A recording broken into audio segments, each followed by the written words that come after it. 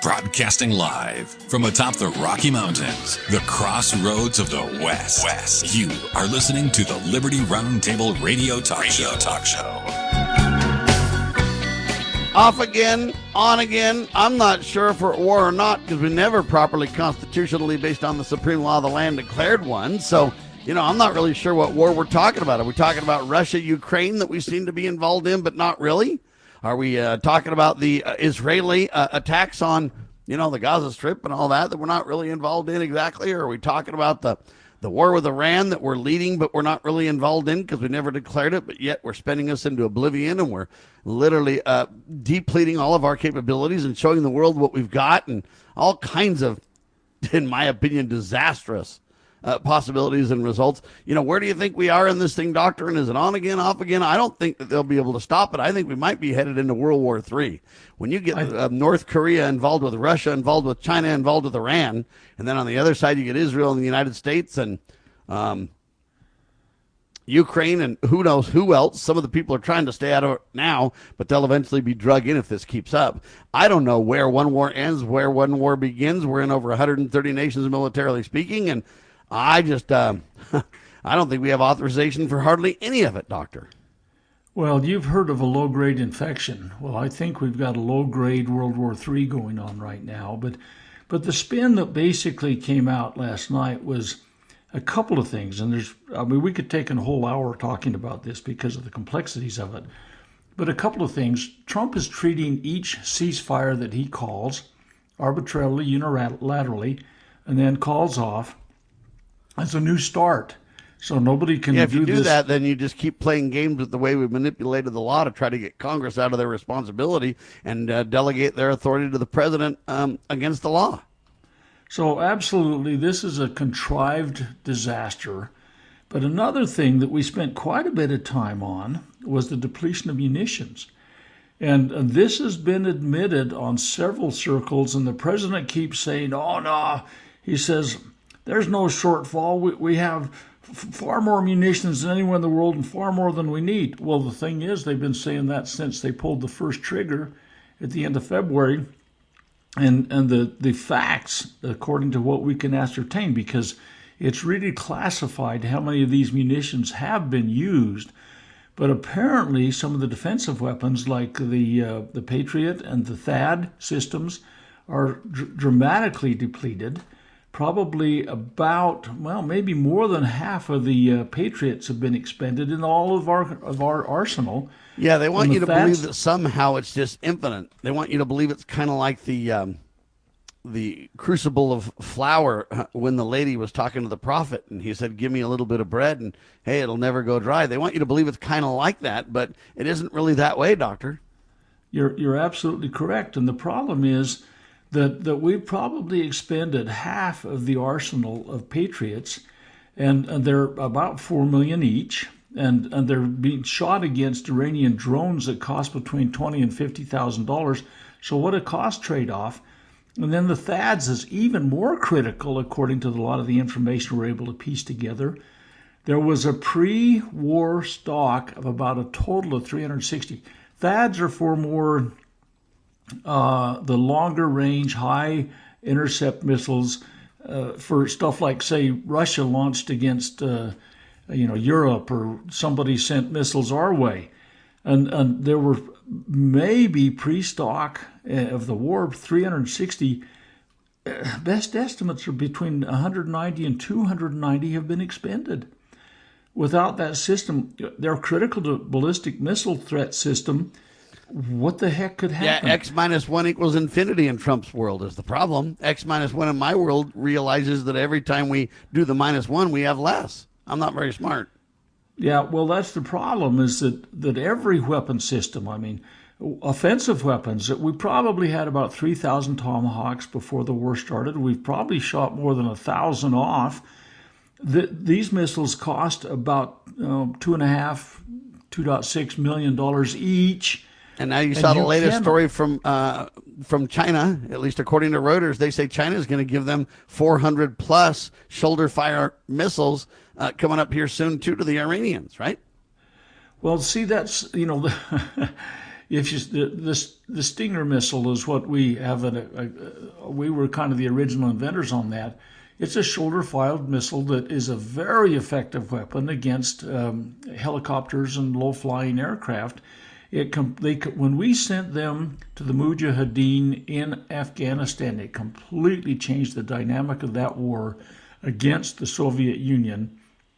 The Soviets had air superiority until we gave them Stingers, and they had to back off, stand off. Until what? We gave them Stingers. We gave them Stingers one time for one reason. Now they have them for another reason, right?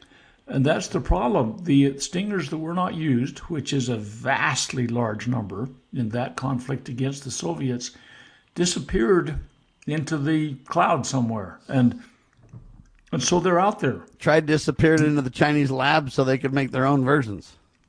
And if Stinger missiles are coming into the hands more, prolifically in the Iranian hands, this will dramatically raise the danger for any kind of aerial. Listen, Reuters is reporting this. Everybody else says without evidence, but Reuters, at least internationally, has the best record of real news than anybody else. So for them to go out on a limb and put their reputation on that kind of a claim, there must be some reality to it, in my view. Well, this kind of brings up a tangential issue. Personally, I think freedom of the press in the United States, if you're getting your press from CNN or MSNBC or whatever they're calling themselves now, and Fox and everybody else, then you're going to get clown questions like, hey, do you believe we're a white, Christian, racist nation? Well, of course not. For heck's sakes, no. What are you thinking? Kind of questions, then that's where you go, right? And those are the connived, contrived, lame brain media stuff. They're the people that wrote. It wasn't a narrative. It was a script about the COVID con. And we're finding all of that stuff is completely the stuff we were talking about, Sam, 6.5 years ago. We talked about it the second this COVID con broke, folks. We were telling you the truth, that the vaccine's bogus. They're going to force you. They're going to shut you down. And we basically said it was a clown show and should never happen, and government doesn't have authority. And we went all the way down the list right in the beginning, and people should have their agency to choose as they will. Now the debate is open about Anthony Fauci. He had to plead the fifth 111 times in the latest hearing, even after receiving a, quote, pardon from Biden. And the interesting thing is, why would he do that? Because he could perjure himself after the pardon, by the way, and he didn't dare do that, so he basically said nothing. Now people are saying you don't have the right to plead the fifth circumstantially. There's a lot of reasons why, in terms of that he worked for government, and that he this and that in his position, and but he did. And the sad part is I don't see any real answers from that. I don't think that they're going to get Fauci, because I don't think there's enough mojo from the American people to care, and I don't think Congress has the guts. They don't do anything, so they'll just make it look like a big old clown show theater and then let it go. Sad but true. I think Fauci should belong in prison, and I think we should start the equivalent of Nuremberg trials again over this COVID con, this Fauci facade, as you call it, Dr. Bradley. This is a disaster, but Fauci's smart, and I'm telling you right now, Rand Paul had to kick Fauci's attorney out of the venue, and then all Fauci said was, I can't answer anything at all, not even the color of my tie or the color of the, I can't answer any single thing that relates to anything because my counselor told me not to, so I'm not saying a word about anything. And the question is that going to fly? And I say, sadly, it will, Doctor. Well, I don't know if there's a legal perspective as to why it should, but I think that you're absolutely correct. Well, because he's above the law, that's why it should. He's in the special class. You've never seen anything and you can't touch this, right? None of these hearings have ever resulted, whether it's Epstein hearings or anything, you've never seen anything come out of it.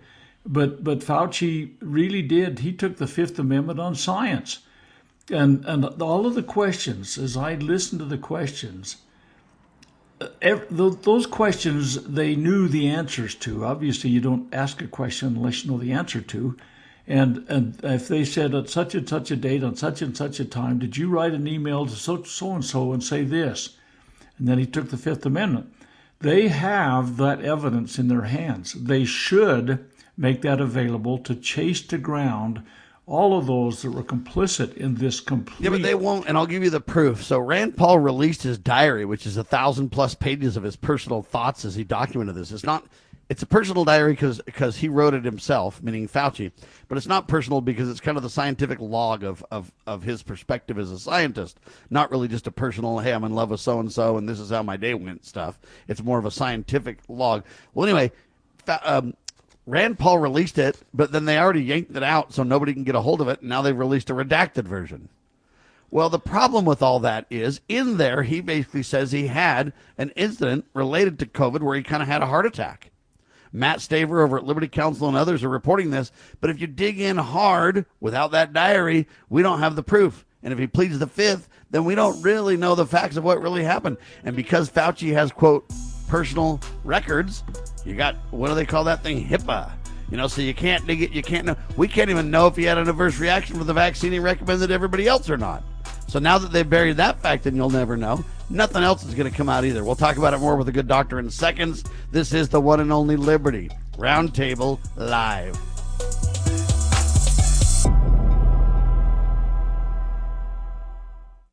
Introducing PrepStartsNow.com, your ultimate guide to readiness and peace of mind. We offer practical preparedness tools, training, and education to take your family's household readiness to the next level. Browse the prep shop for essential products, check out our planning guides, and stay informed with our prep blog. Visit PrepStartsNow.com and subscribe to our emails for exclusive offers, new products, and future events. Remember, preparedness begins with PrepStartsNow.com.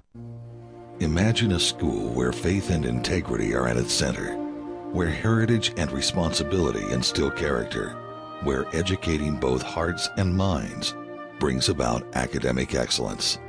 There is a school in American Fork where character and embracing the providence of a living God are fundamental, where students' national test scores average near the 90th percentile. Based on LDS principles and a love of country, now in our 39th year, American Heritage School is accepting fall enrollment for kindergarten through high school. What would you do for your child? Give them an education that will prepare them for life. Located east of the Temple in American Fork, American Heritage School is a remarkable and affordable alternative. Visit us, find us online, or in the Yellow Pages. American Heritage School in American Fork.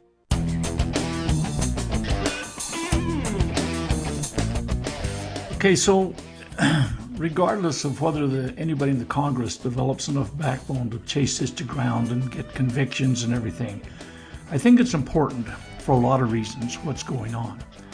And one of the principal things that I think is really critical is that Americans be reminded about how stupid we were as a people, how stupidly led by a complicit group of institutions that basically took us by the nose and led us. I mean, they destroyed our health, they destroyed our economy, they destroyed our lives, they foisted on us an untested medical practice that should never have been brought forward. We cannot forget this. And I saw some surveys last night that a very large population base still holds Fauci in very high regard. And they think, yeah, we should have shut down the schools. Yeah, we should have stood 6 feet apart. Yeah, we should have worn masks. Yeah, we all should have got the vax. About 70% of the nation did get the vax, so-called. It's not a vax, but we can discuss that at length too. But so I didn't take the jab, everybody. No, sir. Yeah, that's the issue, though, is that if we don't bring this forward, and like I say, even if nobody in the Senate or the House or anybody or in the Department of Justice or anything ever grows enough backbone to do this, then the people still need to come to an understanding. Yeah, so the idea is fool me once, shame on you, fool me twice. Absolutely, shame on me. But the fact of the matter is, this stuff, the weaponization things, this gain of function stuff, this bioterrorist approach that we've taken that literally was released upon humanity, it's a crime against humanity. And you mentioned this health problem that Fauci apparently had.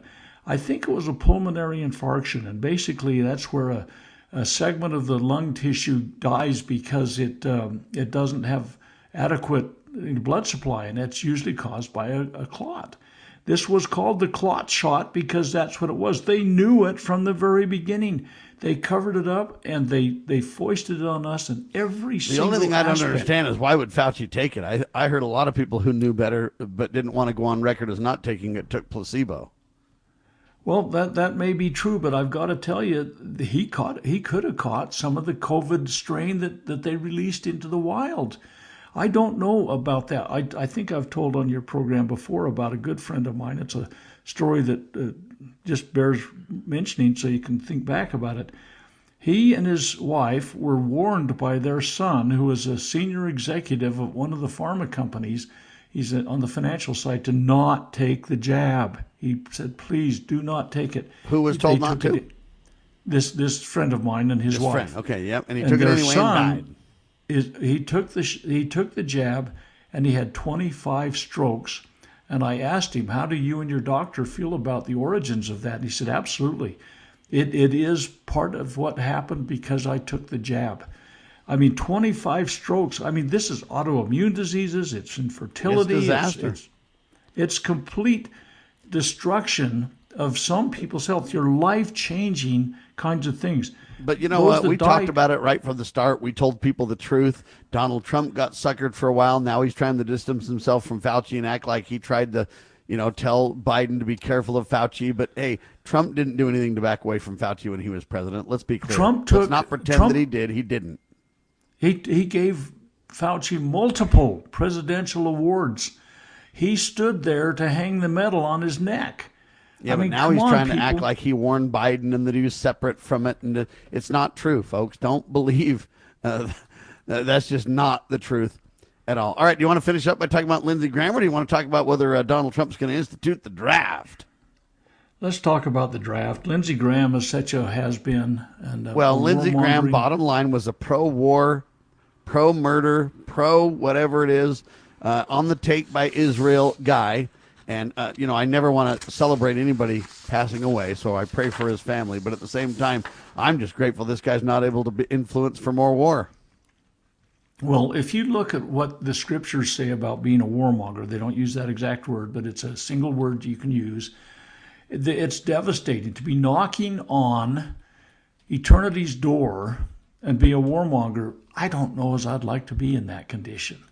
It's got to be a high-risk situation, let's put it that way. But they're going to name Joint Base Charleston after him, and it'll be Joint Base Lindsey Graham. And Trump did say in the funeral, Lindsey never saw a war he didn't like. I've been saying that for decades. But at any rate, this draft thing has come up, too. It's the draft thing. You think Donald will do it? Donald can't. He'll push for it, but he can't. It's a congressional action, and the history behind it. But he does all kinds of congressional actions without authority all by himself, buddy. But you know what? He's going to get blowback on this one, I guarantee. I agree with that 100%. Ended in 1973, blowback for the Vietnam War. Congress is necessary to reenact it. But we'll tie this back into the COVID con thing. Early in 2020, I thought it was a foregone conclusion. I miscalled it because the COVID con distracted the Congress, but they were on their way to putting a universal military draft into place. I thought that by the end of March it would have been done, but like I say, with COVID distracting them, it didn't happen. But at any rate, it was going to be men and women. Now, this is not a foregone conclusion by any means now.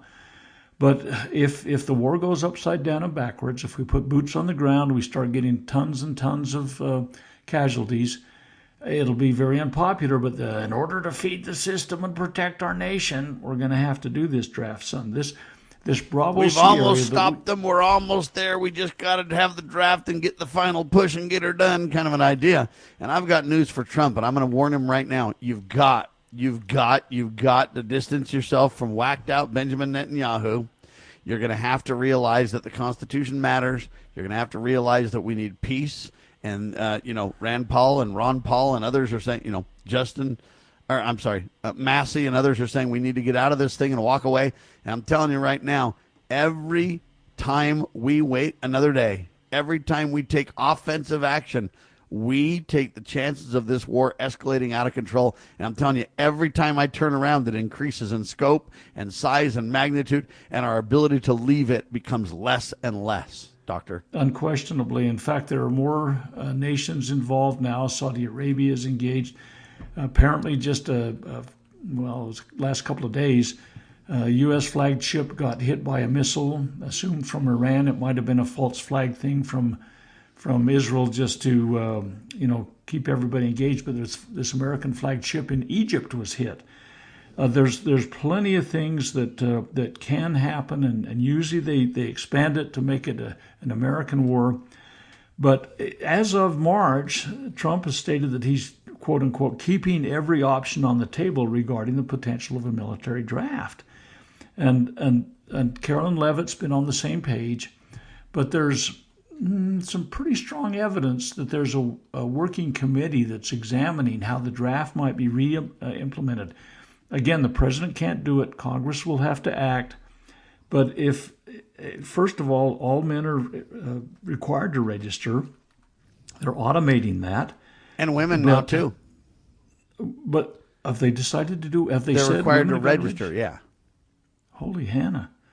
I'm pretty sure. Well, this is a very, very destructive turn, because back in March of 2020, it looked like they were going to have a universal draft. If there was a physical disability or a mental disability, was the only way you could get a deferment. It didn't matter how many children you had. Let's say you're a young woman, 28-year-old, got 3 children and a husband, and if everybody got drafted, men and women, there's no deferments for number of children. At least this is the discussion that was happening in 2020. And so this is a very, very, it's a violation of the 13th Amendment, this slavery issue. Just because I can't buy a slave and you can't buy a slave, the government takes ownership. Buy one. Yep. The government takes ownership of you and everything about your life. We had a sergeant in the basic training that had a little thing stuck on the inside of his locker that it was a greeting card, and it had a little Hispanic fellow with a donkey with a cord around its neck, and the guy had a sombrero, and it was to be sent to a girlfriend, and it said, my heart is yours. Then you flip it open, and it says, but my donkey is the government's. All right, I guess there was a lot of proposals about this, but it didn't become law, but there were some votes that were in positive of it. I'm wrong. It's not mandated yet, but they're on the brink, and they keep working at it, and it keeps coming back is the point. So you're correct. Yeah, I didn't think women had to register, but yes, in fact, there's powerful voices. Lindsey Graham was one of them that wanted women, regardless. Look, they start sending anybody home in body bags. It's wrong. But you send little girls home in pieces, in body bags, somebody needs to have a come to Jesus meeting, because this is sick and wrong. Not in my entire lifetime. In my entire lifetime, we have never had a justifiable cause for war. Never been constitutional. Never been enacted the way it should have been. It's an onerous thing, but the draft it's kind of like opening a checkbook and saying, how much money do you need to your homeless person? That suddenly everything's on the table if you get a draft, and time after time it's happened. Clear back in the Civil War, they had draft riots in New York City. People were killed because they were it's sick a serious and tired. issue, folks, and the bottom line is they keep pushing for it just because it's not in the news. Be careful, they're magicians, and watch what the other hand is doing is the point. Before we end, though, you wanted to say, hey, there needs to be continuity between the Declaration of Independence and the Constitution, right? You got about 30 seconds for that one, sir. Okay, the Declaration of Independence was the promise.